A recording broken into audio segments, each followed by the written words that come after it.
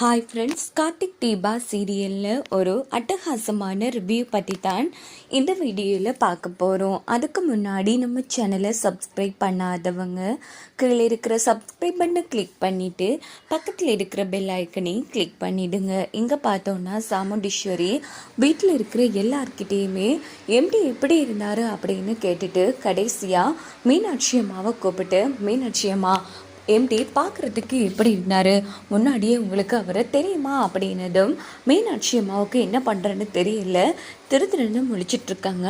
ஆமாம்மா, மீனாட்சி அம்மா எம்டியை பார்த்த உடனே நீங்களா தம்பின்னு கேட்டாங்க. ஏன்னா ஒரு வாட்டி மீனாட்சி அம்மா எம்டியை கோவிலில் பார்த்துருக்காங்களா அப்படின்னதும், என்ன மீனாட்சி அம்மா சொல்லுங்க அப்படின்னதும், ஆமாம்மா ரேவதிமா சேர்ந்துருக்கிற கம்பெனி நல்ல கம்பெனி தான், எம்டி பார்க்குறதுக்கு ரொம்ப நல்ல மனுஷனாக இருந்தார், என் சாப்பாடை கூட எந்த குறையும் சொல்லாமல் விரும்பி சாப்பிட்டாருமா, அது மட்டும் கிடையாது ஒரு வாட்டி கோவிலில் எனக்கு ஹெல்ப் பண்ணிடாருமா, அதான் தெரிஞ்ச முகம் ஒன்று பேசினேன் அப்படின்னதும், ஓஹோ அப்படியா, மீனாட்சி அம்மாவை இந்த அளவுக்கு சொல்லும் போதோ இனி நாம் சந்தேகப்படுறது தப்பு தான், அப்படின்னா உண்மையிலேயே ரேவதியோட எம்டி அந்த கார்த்திக் இல்லை அப்படின்னு சாமுண்டீஸ்வரி புரிஞ்சுக்கிறாங்க.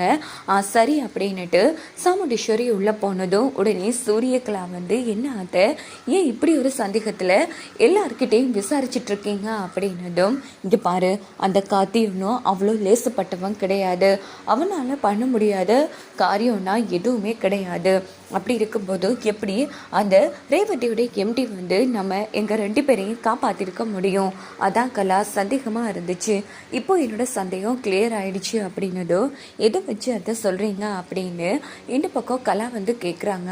ஆமாம், நம்ம மீனாட்சி அம்மா எனக்கு எப்போவுமே விசுவாசமானவங்க, கண்டிப்பாக அவங்க என்கிட்ட கதையை மாற்றி சொல்ல மாட்டாங்க இல்லையா அப்படின்னதும், அப்படின்னா சரிட்ட நான் எத்தனை வாட்டி சொல்கிறது, நான் மட்டுமா பார்த்தேன், நீங்களும் பார்க்கலான்னு போனீங்க மிஸ் ஆகிட்டு, ஆனால் நான் சத்தியமாக பார்த்தேன் அது அந்த கார்த்திகே கிடையாது அப்படின்னதும், இதுக்கிட்ட சாமுண்டீஸ்வரியும் எப்படியோ அந்த கார்த்தி அந்த ஆஃபீஸ் பக்கமே போகக்கூடாது அப்படின்னுட்டு சாமுண்டீஸ்வரி கிளம்பிடுறாங்க.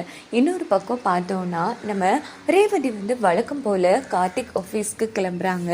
அங்கே வந்து நேராக கார்த்தி வழம்பு போல் ரேவதியை வந்து பார்க்க ஆரம்பிக்கிறாங்க. என்ன இது, வீட்டுக்கு வந்தப்போ நல்ல சகஜமாக பேசி பழகுனாரு, இது ஆஃபீஸ்க்கு வந்தால் என்ன இவர் இப்படி கன்சமிட்டாமல் பார்த்துட்டே இருக்காரு, இவருக்கு வேலையே இல்லையா, ஒரு வேளை அக்கா சொன்ன மாதிரி நம்ம மேலே இவருக்கு காதல் இருக்கா, அதனால தான் நம்ம கூப்பிட்ட உடனே வீட்டுக்கு வந்திருப்பாரோ, பேசாமல் அக்கா சொன்ன மாதிரி இவன் என்ன காதலிக்கிறீங்களான்னு கிளியராக கேட்டுட்டா போச்சு அப்படின்னுட்டு ரேவதி என்ன பண்ணுறாங்கன்னா நேராக கார்த்தியோட கேபினுக்கு வராங்க. சொல்லுங்க ரேவதி என்ன விஷயம் அப்படின்னதோ, சார் அது வந்து கேட்குறேன்னு தப்பாக நினைக்காதீங்க, நான் ஆஃபீஸ்க்கு வந்த ஃபர்ஸ்ட் டேல இருந்து இப்போ வரைக்கும் நீங்கள் இதை ஜன்னல் வழியாக என்ன பார்த்துக்கிட்டே இருக்கீங்க சார், நீங்கள் பார்க்குறதாலே என்னால் வேலை செய்கிறது ரொம்ப கஷ்டமாக இருக்குது, எனக்கு ரொம்ப டிஸ்டர்பாக இருக்குது அப்படின்னதும் உடனே கார்த்திக்கு என்ன பதில் சொல்கிறேன்னு தெரியல, திருன்னு முழிக்கிறாங்க. சார் நான் உங்ககிட்ட தான் பேசுகிறேன், எதுக்காக அடிக்கடி என்ன பார்க்குறீங்க, அது மட்டும் இல்லாமல் ஏதோ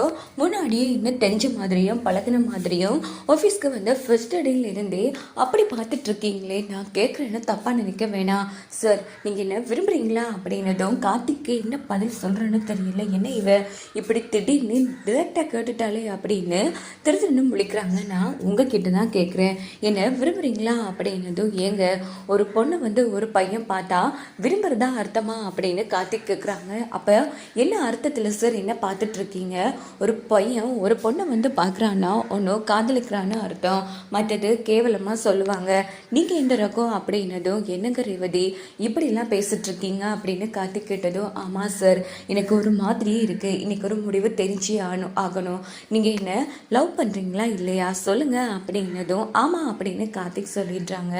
இதுக்கிட்ட ரேவதிக்கு தூக்கி வாரி போட்டுறது, என்ன சார் திடீர்னு கேட்ட உடனே ஆமாம் சொல்லிட்டீங்க, ஆமாம் மனசில் இருக்கிறது தானே வாய் வழியாக சொல்ல முடியும் அப்படின்னதும், அப்போ நீங்கள் என்ன காதலிக்கிறீங்களா அப்படின்னதும், ஆமாம் காதலிச்சபடியாக தானே நான் உங்களை இப்படி பார்த்துட்ருக்கேன் அப்படின்னதும், சார் விளையாடாதீங்க சார், சும்மா தானே சொல்கிறீங்க, இங்கே பாருங்கள் இந்த விஷயத்தில் யாராச்சும் போய் சொல்லுவாங்களா, நிஜமாக தான் சொல்கிறேன், நான் உங்களை லவ் பண்ணுறேன் ரேவதி, நீங்கள் என்ன லவ் பண்ணணும்னு அவசியம் கிடையாது, அதே போல் உங்களை நான் டிஸ்டர்ப் பண்ணவும் மாட்டேன், இங்கே பாருங்கள் நான் உங்களை பார்க்குறது உங்களுக்கு எப்படி டிஸ்டர்ப் ஆகும், நீங்கள் நான் பார்க்குறத பார்த்தபடியாக தானே, இங்கே பாருங்கள் என் கண்ணு நான் பார்ப்பேன், நீங்கள் என்ன பார்க்காம உங்கள் வேலையை பாருங்கள், புரியுதா அப்படின்னது. என்ன சார் திடீர்னு நீங்கள் பாட்டுக்கு பேசி முடிச்சிட்டீங்க, இதெல்லாம் கொஞ்சம் கூட சரியில்லை.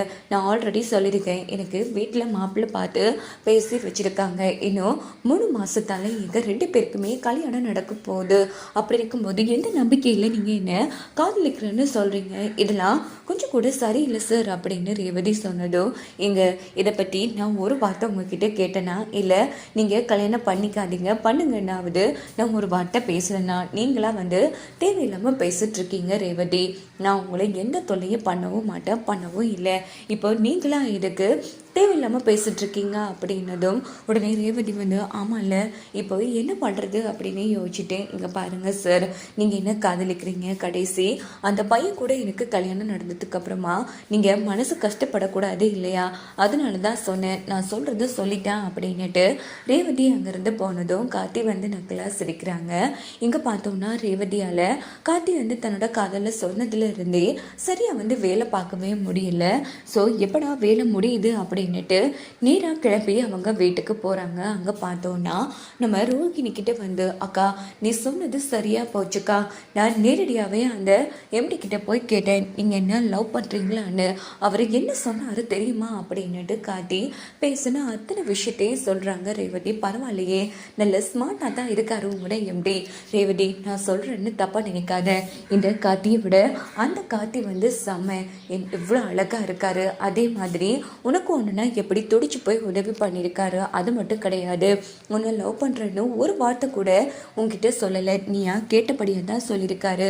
உன்னை எந்த டிஸ்டர்பும் பண்ணாமல் அவர் இருந்திருக்காருனா அப்போது அவர் மாதிரி ஒரு ஹஸ்பண்ட் கிடைக்க நீ கொடுத்து வச்சிருக்கணும் இல்லை அப்படின்னு ரோகிணி ஏற்றி விட்டுட்ருக்காங்க. அக்கா என்ன பேசிகிட்ருக்க, இங்கே எங்களுக்கு நிச்சயம் ஆயிடுச்சு, அப்படி இருக்கும்போது எப்படிக்கா நான் இன்னொருத்தனை நினைக்க முடியும் அப்படின்னு ரேவதி கேட்டதும், இங்கே பாரு உனக்கு நிச்சயம் தான் நடந்திருக்கு. நம்ம வாழ்க்கைக்கு நல்ல பெஸ்ட்டான ஆளை சூஸ் பண்ண வேண்டிய உரிமை நமக்கு மட்டும்தான் இருக்குது. இந்த கல்யாணத்துக்கு நீயாவா ஒத்துக்கிட்ட, அம்மா சொன்னாங்கிற ஒரு காரணத்துக்காகவும் நம்ம 2 குடும்பமும் ஒன்று சேரணுங்கிற காரணத்துக்காகவும் தானே இந்த கல்யாணத்துக்கு ஒத்துக்கிட்ட.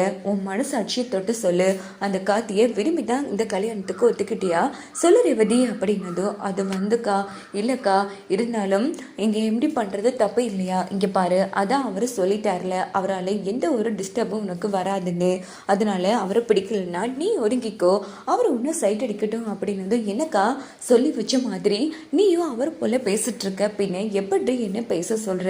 இங்கே பாரு ரேவதி, நான் சொல்றத சொல்லிட்டேன், இன்னும் உன் கல்யாணத்துக்கு 3 மாதம் தான் இருக்கு, யோசிச்சு நல்ல முடிவாக எடுத்துக்கோ அப்படின்னுட்டு ரோகிணி அங்கேருந்து போனது.